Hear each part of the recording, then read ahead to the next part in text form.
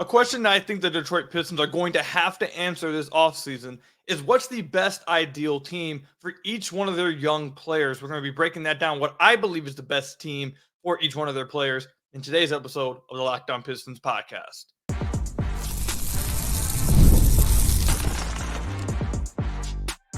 You are Locked On Pistons, your daily Detroit Pistons podcast, part of the Locked On Podcast Network, your team every day.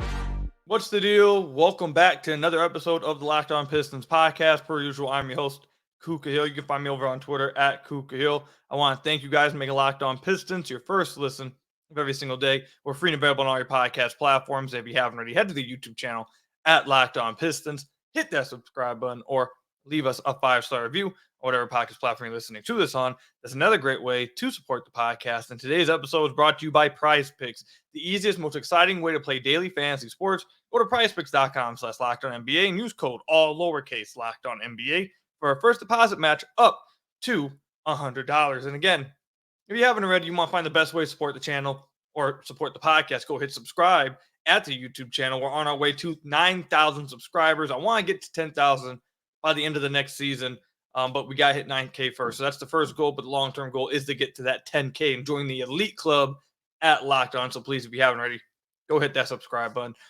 In today's episode, I'm going to be breaking down what I believe would be my perfect offseason. It's something we're going to continue to talk about, obviously, throughout the offseason. It's just the beginning, so I'm sure we'll talk about that many times. But I'll give a brief layout of what my perfect offseason would look like as of right now on May 10th.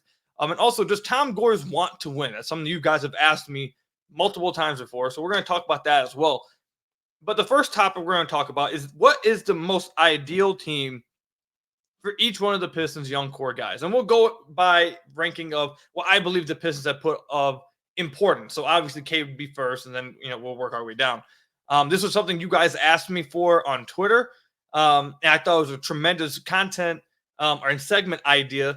And I wanted to talk about it. I do think this is a pretty big, important question that the Pistons are going to have to answer for themselves. And I think they're going to answer this, whether it's by trading one of these guys, two of these guys, and how they build this roster this offseason. So, and it's an interesting conversation too, because there's so many, as you'll see, there's so many ifs, ands, and buts to, different pathways to certain things. If you go down this pathway, then that means this. So let's just go ahead and get started. So Cade won't take too long because he's not the one that I think is most interesting.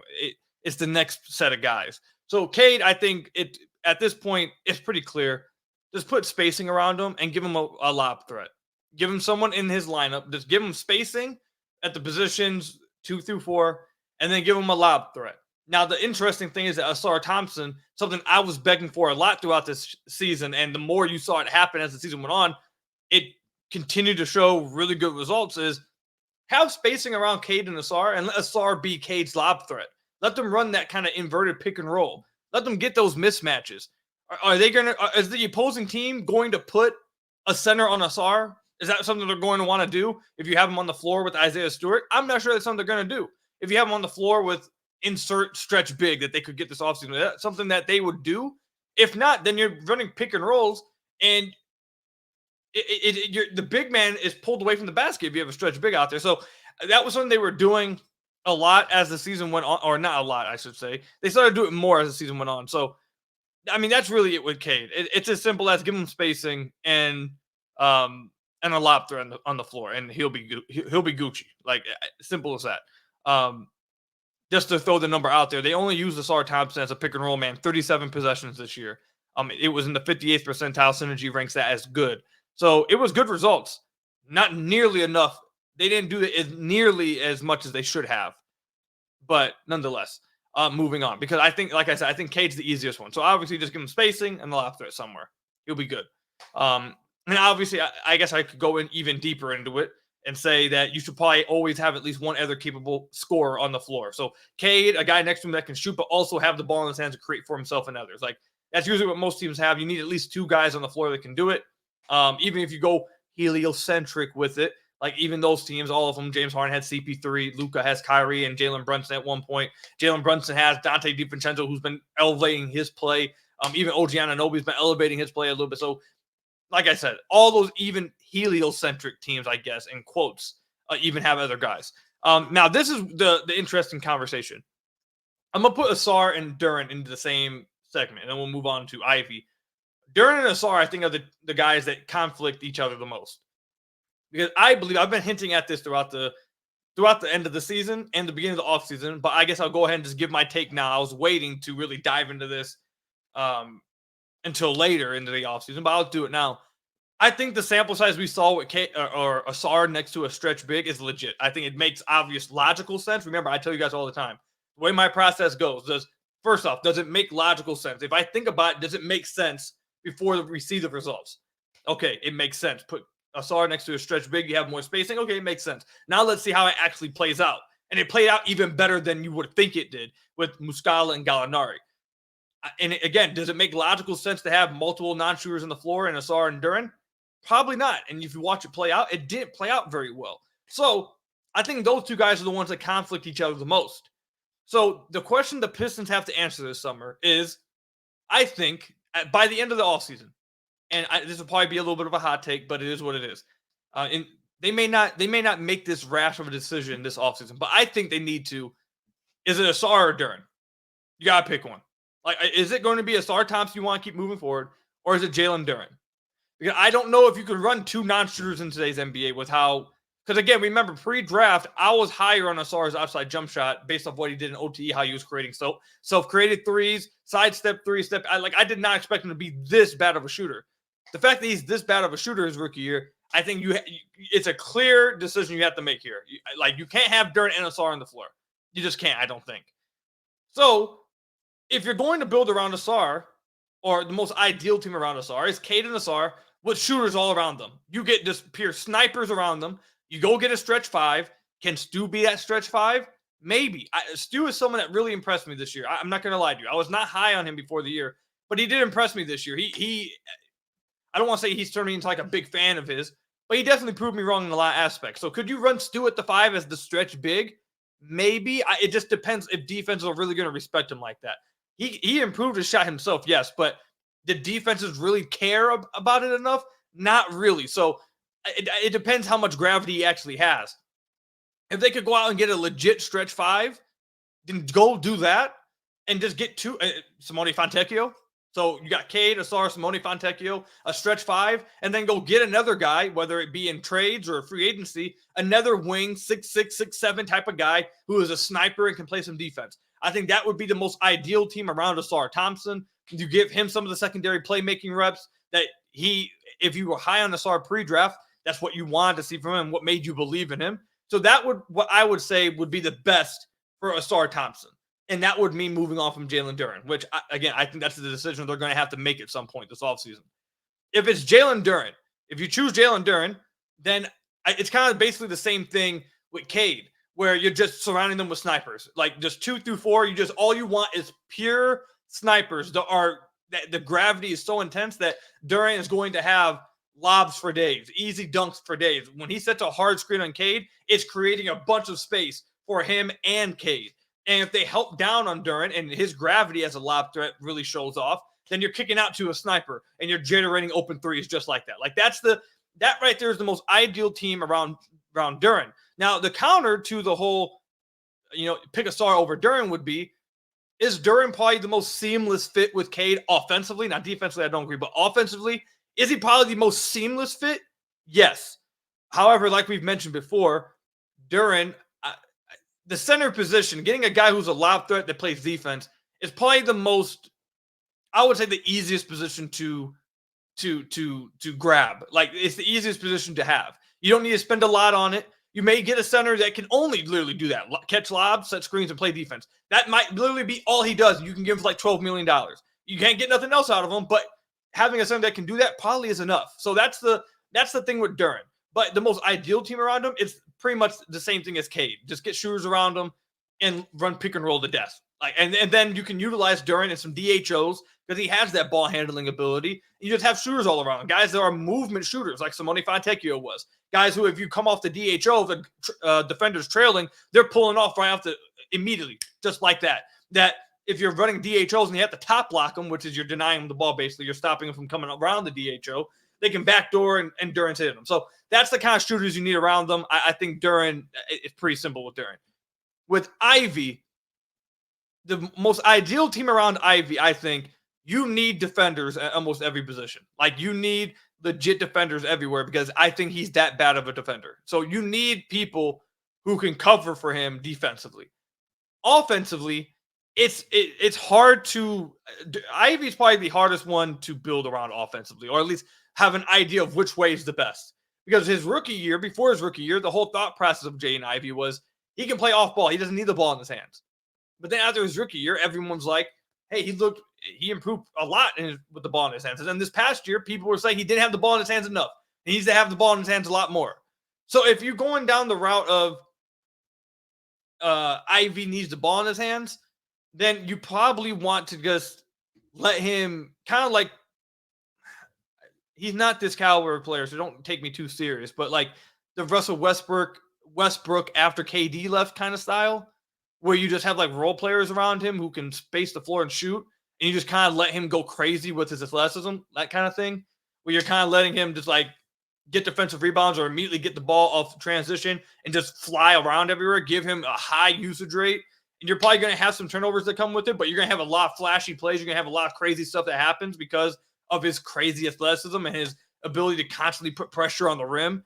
And then you probably give him a guy like Steven Adams, a guy who is a really good rim protector, really hard screener, and is going to finish a lot of stuff on dump offs. So he's going to finish a lot of stuff on lobs. Just give him basically like a playground, I would say. Just give him a lot of space, a lot of defense around him, guys that don't necessarily need the ball in their hands. Real great defenders, just like I said, basically the OKC Thunder, I think, like after KD left with what Russ was doing. That's what I think at this point. And it may change because Ivey, again, you can't really predict where Ivey's going right now because it's been so up and down and you've seen so many different things with him. So it could change next year. But as of right now, that's what I would say is the best team for him.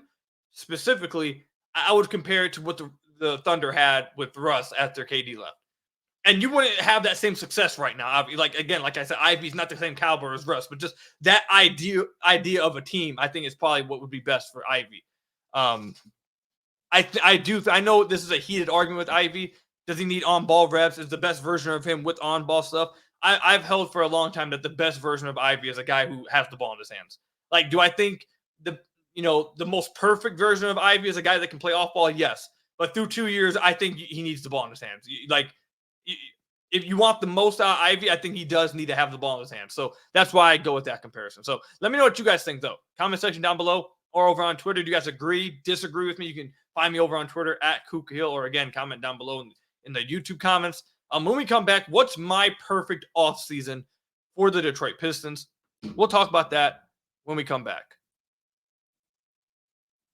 PrizePicks is America's #1 fantasy sports app with more than 3 million members. It is the easiest, most exciting way to get on the action while you watch your favorite sports and players. You just pick more or less on 2 or more player stats and watch the winnings roll in. Get on the playoff action and win up to 100 times your money on PrizePicks as you and the world's best players take the game to a new level during basketball's postseason. You can now win up to 100 times your money on PrizePicks with as little as 4 correct picks. You can turn $10 into $1,000 with basketball's NBA playoffs, hockey, all of that with PrizePicks, America's #1 fantasy sports app. Download the app today and use code LOCKEDONNBA for a first deposit match up to $100. Again, use the code LOCKEDONNBA and download the app today for a first deposit match up to $100 with PrizePicks. Pick more, pick less. It's that easy with PrizePicks.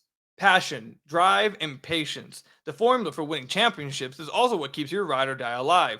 eBay Motors has everything you need to maintain your vehicle and level it up to peak performance. Superchargers, roof racks, exhaust kits, LED headlights, and more. Whether you're into speed, power, or style, eBay Motors has you covered. With over 122 million parts, for your #1 ride or die, you'll always find exactly what you're looking for. And with eBay Guarantee Fit, your part is guaranteed to fit your ride every time, or you'll get your money back.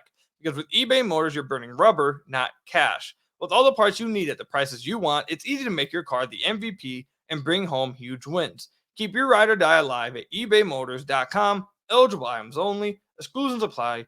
eBay Guarantee Fit, only available to U.S. customers at ebaymotors.com.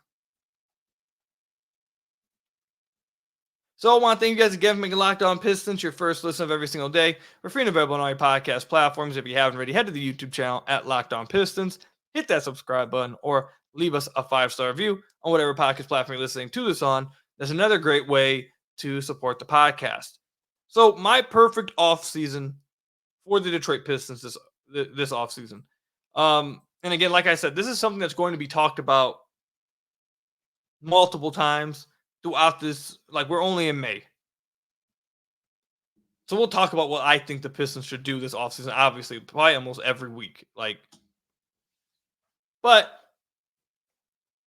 if you gave me the president of basketball operations and asked me, go out there and do what you think is the best thing for this team. Well, here's what I would do. Now, trades is a little bit harder to predict and talk about because you don't know who's available. You don't know what value is what for certain players. The only players that we hear about that are available are the ones, in the rumors and in the reports. But like I've said many times, did anyone think that Simone Fontecchio was available for the Pistons or that he was being dangled to the Pistons? I don't think so. A lot of times the guys that end up getting traded or the guys that the Pistons trade for are players that you didn't necessarily think were available or didn't even think about. So that's why it's a little bit harder to do that with trades, but let's go ahead and go through it. So, this is what we're going to do. We're going to go try and make it realistic. Let's start with Tankathon. We're going to sim the lottery. Let's see where the Pistons end up, and we'll operate off of this. All right, so sim lottery. I can't. I'm sorry, guys. We got to do it again. I refuse to do it again with the Pistons getting 5. That would be 3 years in a row. I can't. I can't. We're doing it again. They got 5 again. All right. I'm telling you guys this right now. If we do this 3 straight times and they get 5, we're just going to abandon this whole segment. There's no way the Pistons get 5 3 years in a row. There's no way they fall to 5 again. They fall to 5 again, I might lose it. There's no way. Let's click it again. Okay, they stayed at 1. Perfect. Okay, so 2 bad outcomes, but we got 1 good one. All right, so with the number 1 overall pick, if I'm the president of basketball operations, okay, so the first thing I'm doing, I'm firing Troy Weaver. I'm cleaning the entire front office, and I'm firing Monty Williams. That's the first thing that I'm doing as the president of basketball operations. Step number 1. Step number 2, obviously, I have to hire, or I'm the president of basketball operations, so we don't have to hire one. Coaching, I'm going out and obviously have to find a head coach. Some guys that I've said that I'd be keeping my eye out for. I'd be looking at Chris Quinn. I'd be looking at JJ Redick. I'm kind of disappointed that Charles Lee was snagged. But I low-key, a name that I haven't heard many people bring up, and he's an experienced guy. He might be going to the Lakers job, to be honest. But Kenny Atkinson, I'd be interested in potentially going after him, or at least asking, seeing what he's, what's going on with him. Those are the 3 names that popped into my head. Jaron Collins, if he's still interested, he was in their final 3 last year. Let's go see what he's doing. But those are some names that popped in my head that I'd be interviewing. So I hire one of those guys. That would be the first step, obviously. So the next step is you got the draft. So the draft, what I would be doing if I got number 1. I have not started my pre-draft stuff yet. I probably should get into that pretty soon. There's two pathways I'd be going here. If the Detroit Pistons, I'm the president of basketball operations, we got number 1. Either I'm trading that pick with Duren and Ivy, I should say, or I'm keeping number 1. I'm trading Sarr, or I'm drafting Alexander Sarr, and then I'm trading Duren and Ivy. However, this is the problem. This is what I'm going to do. I'm gonna go a little bit out of left field. I don't think I've heard many people talk about this outcome, but this is what I'm gonna do. So what I would do is I would entertain the idea of trading back from 1 or trading that first overall pick with Duren to go get a near all-star player. I know no one likes just a name that I'm going to throw out there, but no one likes him. I do. But since we don't know who exactly is available, I'm just going to throw that name out there. Like a Brandon Ingram, probably want to give up that much for him, obviously. But a guy, one of those type of players, I try to get an all-star. That's what I would try to do. So let's just say insert all-star player at the 2 or 3. You trade number 1 and Duren for an all-star player. Okay, there you go. That first move. Second move I would do, I would then be looking to try to trade Jaden Ivey. And maybe I try to make it a first overall pick Duren and Ivey package for a real good player with some other pieces with them. Like we obviously saw James Edwards' article when he was offered Mikal Bridges. The fake trade he did, not it's actually offer, but the fake trade he did with Mikal Bridges, Nick Claxton, and Dorian Finney-Smith. Something like that. However, I don't want to, if I'm keeping Ausar Thompson, and he's one of my cornerstones, I don't think I want to go get another big man that can't shoot. So I'd be trading these guys.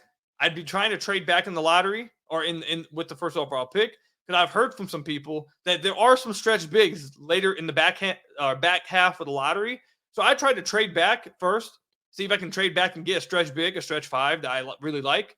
Or I'd package that pick with young guys, go trade for a guy, and then go sign somebody, or maybe in that trade, get a stretch big. So that would be one of my main goals this offseason, is to get a stretch 5 on the team. Main goals, try to trade for one. That would be one of my main goals. Then when free agency approaches, depending on what trade I'm able to get. So, yes, I'm moving Ivey and Duren no matter what this offseason. Like that, if I was the president of basketball operations, that's what I'm doing. I'm trading them no matter what. It's happening. Then free agency rolls around. I'd be looking at names like Gary Trent Jr.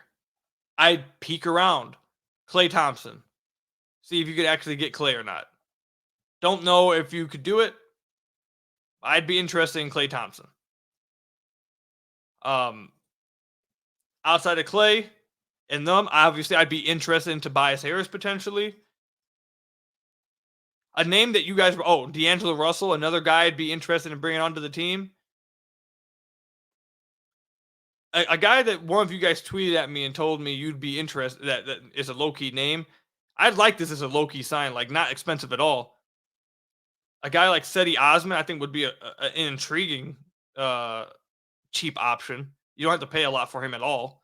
I think that would be an interesting option. But let's say, where's my handy dandy notebook? We're going to go ahead and pull out the handy dandy notebook again. I need to have, like, what happens if I run out of page, like when I run out of pages on this? Like,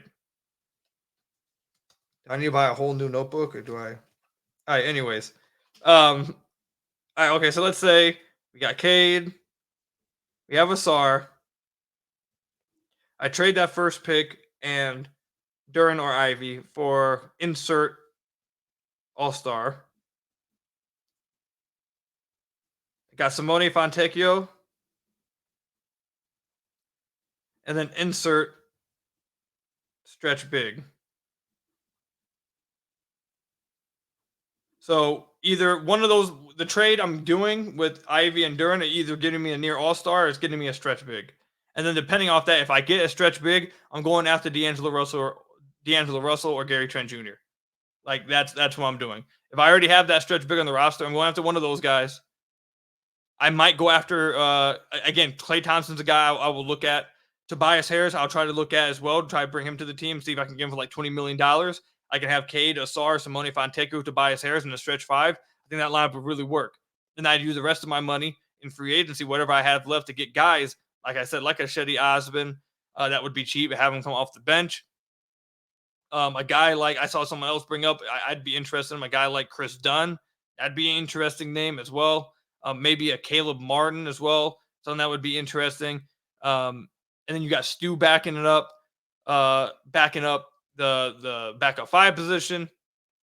So basically, at the end of the day, to wrap up this segment, it's hard to go do exact trades. Again, like I said, I don't know who's going to be available. But if I'm the president of basketball operation, I'm being extremely aggressive. I'm moving both Ivey and Duren.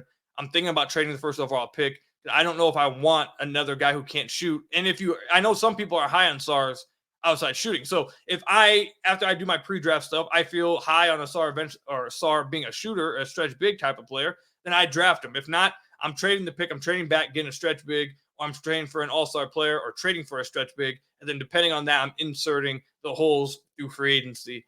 at the off guard position through like a D'Angelo Russell or Gary Trent Jr., like I said. So definitely, I'm not being patient. Like I'm not taking it the slow route.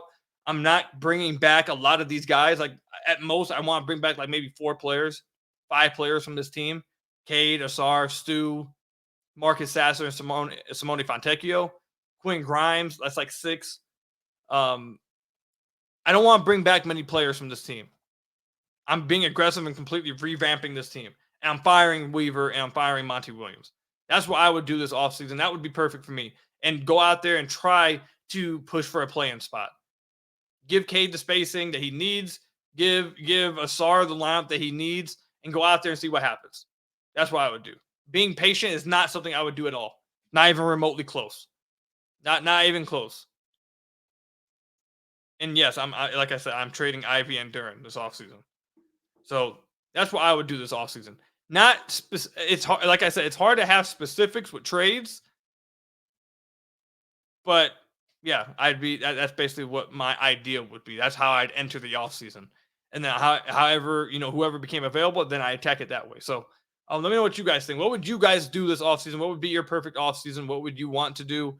Are you being aggressive? Are you being patient? Let me know. Comment section down below. When we come back, does Tom Gores actually want to win? Does he care at all? We'll talk about that when we come back. All right, game off. We got to pause here to talk more about Monopoly Go. I know what you're saying. Flag on the play. You already talked about that. But there is just so much good stuff in this game. In Monopoly Go, you can team up with friends for time tournaments where you work together to build up each other's boards. The more you win together, the more awesome prizes you unlock.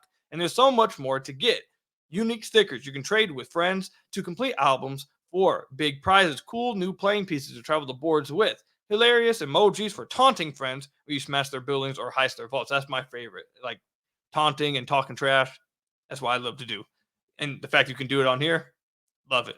Plus, Monopoly Go feels new and exciting every day with constantly changing tournaments and challenges. A ton include their own unique mini games like digging for treasure or robot pachinko machines. And there's always new timed events that help you win big, like massive multiplayers or multipliers for everything you win or rent frenzies. There's always something fun to discover in Monopoly Go, so get off the bench and go download it now, free on Google Play or the App Store. Game on with Monopoly Go. So I want to thank you guys again for making Locked On Pistons your first listen of every single day. Free and available on all your podcast platforms. If you haven't already, head to the YouTube channel at Locked On Pistons. Hit that subscribe button or leave us a 5-star review, whatever podcast platform you're listening to us on. That's another great way to support the podcast. Let me know what's your guys' favorite playoff series so far. So like as I'm recording this Knicks and Pacers game is going on, and I feel like every Knicks game is just like some wild stuff that just happens. Like what just happened just now with the Pacers taking this 3-point lead, Neymar making this 3-pointer. Like I feel like every one of these games is just some crazy stuff, bro. Crazy stuff. But what's your guys' favorite playoff series so far? Like what are you having the most fun watching right now? Anyways, let's answer this question and then we'll wrap up the podcast. Does Tom Gores want to win? There's been a lot of questions from Pistons fans, a lot of people in my comments and my DMs and my mentions asking, is Tom Gores, like, does he even care about what's going on with the team? And I've said this before. I'm going to say it again.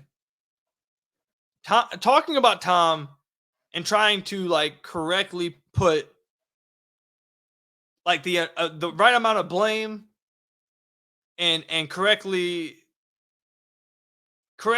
relay to you guys, like, how I feel about him as an owner and what's he doing as an owner.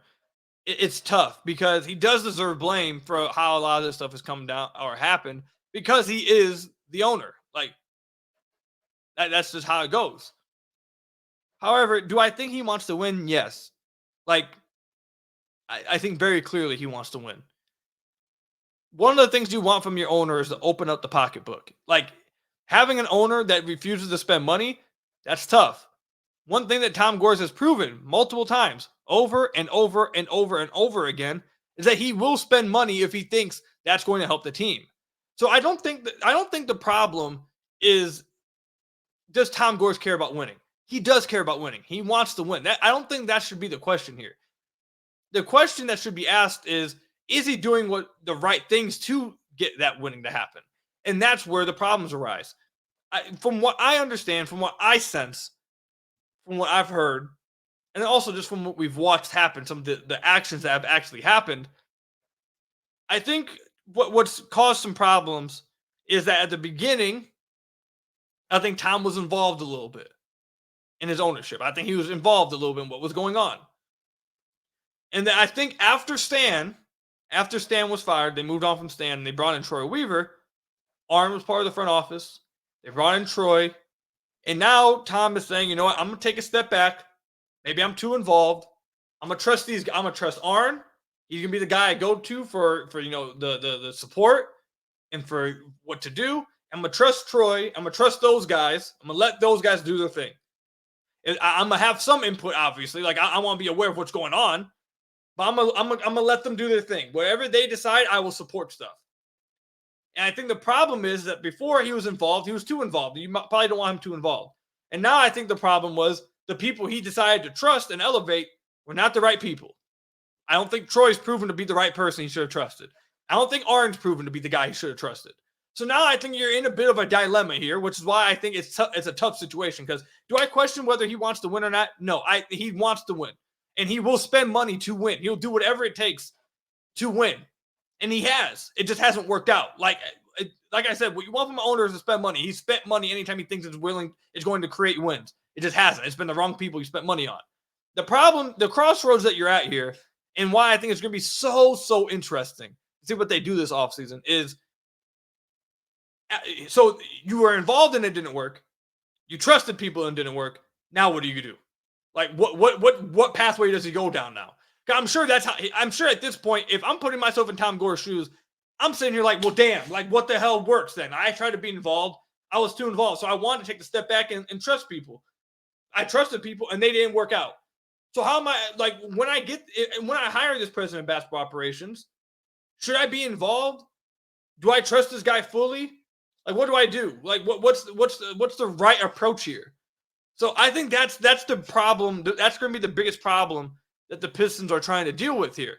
Also, Tom needs to get rid of the cooks in the kitchen. There doesn't need to be thousands of cooks in the kitchen. Like that needs to go. Like, doesn't need to be that many voices. But I guess to answer the question, does he care about winning? Yes. Like that, I've gotten that sense from the moves he's made. I've gotten that sense from what I've heard. Like, he wants to win. It's just a matter of, I don't think he's found the right. We know he hasn't found the right way to get to winning. And I think from his perspective, he's tried both routes. He's tried being involved and being aggressive. He's tried staying back and letting people do their thing. And neither of them's worked. So now it's like, okay, well, what am I going to do? Excuse my language. Oh my God. That just came out. I'm sorry. Nick, David, please forgive me. I'm sorry.